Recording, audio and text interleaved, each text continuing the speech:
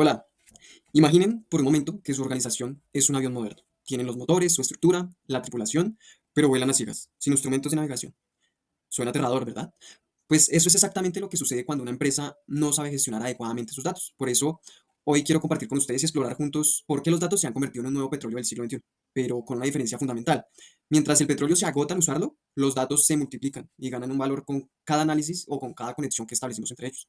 Me gustaría compartir con ustedes no solo los conceptos teóricos, sino reflexiones profundas sobre cómo la información bien gestionada puede transformar completamente el destino de una organización. Déjenme contarles algo que probablemente les resulte familiar. London, en su capítulo 6 sobre la gestión de los recursos de datos, describe algo que él llama el síndrome de los archivos tradicionales. Cuando leí este apartado pensé, pues esto no solo es un problema técnico, es una metáfora perfecta de cómo muchas organizaciones viven atrapadas en el pasado, ¿no? Fujini y Mayonili lo expresan brillantemente cuando hablan del impacto estratégico en los sistemas de información. Ellos argumentan que no se trata de solo de tecnología, sino de transformación organizacional. Y tienen razón. Piensen en esto. ¿Cuántas veces han visto departamentos que no hablan entre sí? Marketing tiene su base de datos de clientes, ventas tiene la suya, servicio al cliente tiene otra completamente diferente. ¿Y el resultado cuál es? Simplemente un caos. Un cliente llama y le dicen una cosa, llama a otro departamento y recibe información contradictoria a la otra. Entonces, London identifica 6 problemas críticos que me gustaría conectar con la realidad. Primero, la reducción de los datos. No estamos hablando solo de la información duplicada, estamos hablando del desperdicio económico real. Cada dato redundante cuesta dinero en el almacenamiento, en el procesamiento, en errores humanos, pero más grave aún, cuesta la confianza. ¿Cuál es la versión correcta de la verdad? Segundo, la inconsistencia. Aquí es donde se pone interesante la cosa. Imaginen su dirección de email está escrita de 3 formas diferentes en 3 sistemas. Parece menor, pero cuando quieren enviar una campaña de marketing, ¿a cuántos clientes realmente están llegando? ¿Sí? Pulido Romero, en su texto sobre base de datos, enfatiza que la integridad de datos no es un lujo técnico, es una necesidad estratégica. Pero aquí viene el problema que más fascina, y es la flexibilidad. Fujini y Mayonili señalan algo crucial. Cuando los datos están atrapados en un sistema rígido, la organización pierde agilidad. Y el mundo de hoy en día, donde según estudio reciente las ventas de oportunidad se cierran en semanas, no en años, la agilidad no es ventaja competitiva, es una supervivencia, ¿no? Personalmente, he visto empresas perder contratos millonarios porque no podían generar un reporte consolidado de sus capacidades, no porque no tuvieran las capacidades, sino porque la información estaba fragmentada en 12 sistemas diferentes y nadie podía unir esas piezas a tiempo. Y luego, este elefante en la habitación, ¿sí?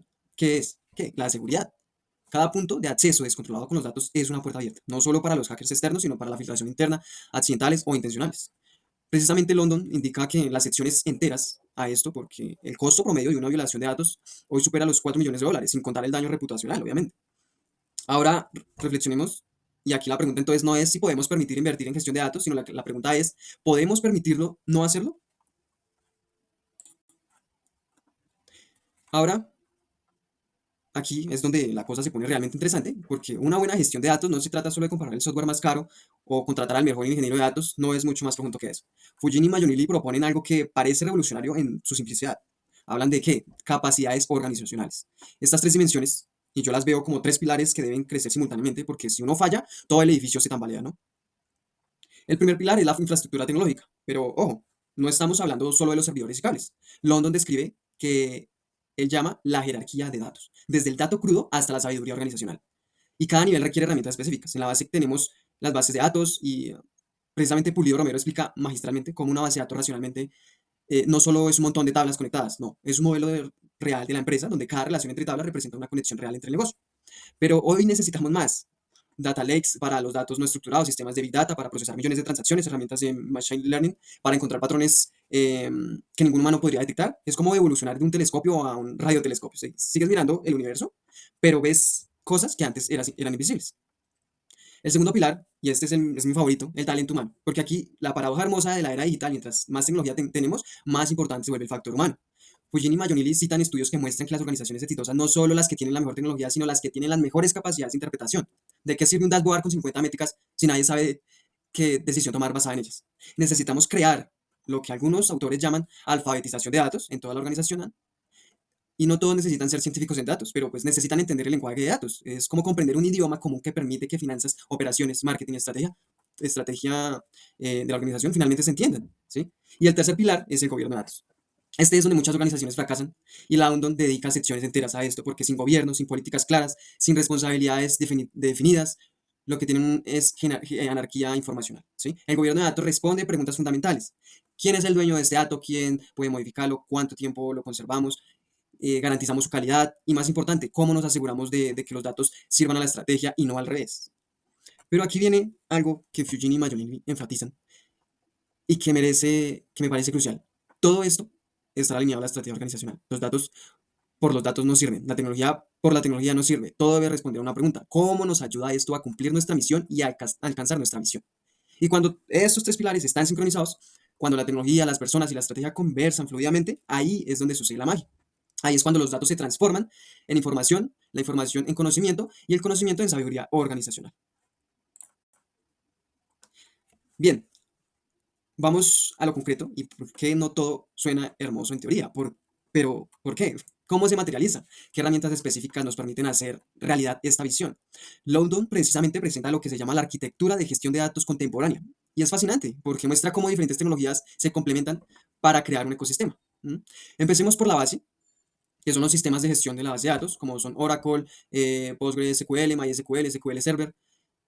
Y precisamente Pulido Romero explica que estas no son herramientas de almacenamiento, sino que son motores de inteligencia que garantizan integridad, seguridad, concurrencia y son el corazón que bombean los datos de toda la organización. Pero el mundo real es desordenado, no todo cabe en tablas perfectamente estructuradas. Por eso están las bases de datos no SQL, como MongoDB o para documentos o Cassandra para series de temporales, solo como tener diferentes tipos de contenedores para tipos de contenido. ¿Sí? Ahora, cuando queremos analizar históricos, cuando queremos ver tendencias de años, necesitamos Data Warehouse o Snowflake o Amazon Redshift o Google BigQuery. Estos son como bibliotecas gigantes optimizadas, no para almacenar, sino para responder preguntas complejas a velocidad increíble, ¿sí? Pero aquí viene lo emocionante, las herramientas de Business Intelligence, como Power BI, Tableau, Killing, y Fujini y Mayolini hablan como estas herramientas democratizan el acceso a los insights, ¿sí? Ya no necesitas un analista para cada pregunta. Puedes explorar tus datos visualmente, intuitivamente, ¿sí? Y he visto precisamente en mi organización que nunca habían escrito una línea de código, crear dashboards increíbles que cambiaron la forma en que sus equipos tomaban sus decisiones. Eso es poder, ¿sí?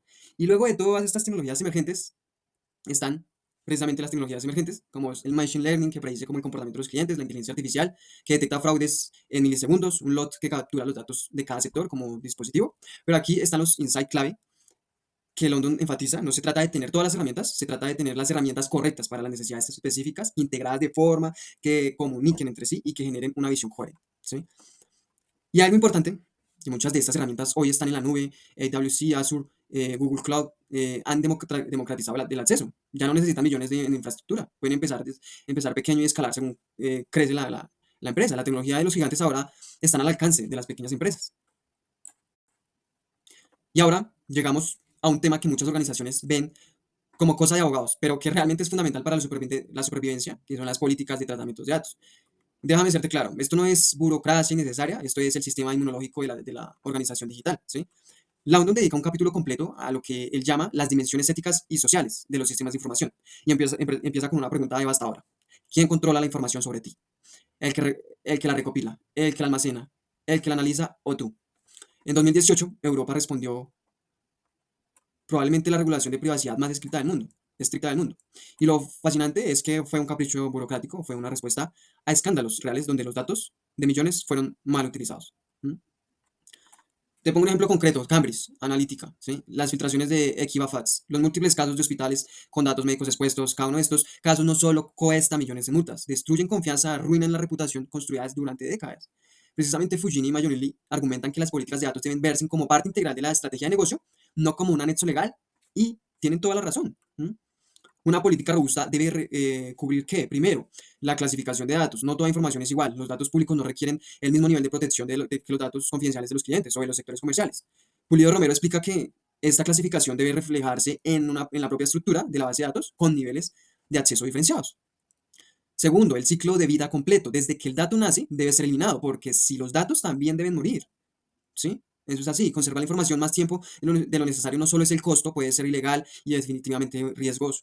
Tercero, los derechos y responsabilidades. ¿Quién puede acceder a qué? ¿Quién es el responsable de la calidad? ¿Quién responde cuando algo sale mal? ¿Sí?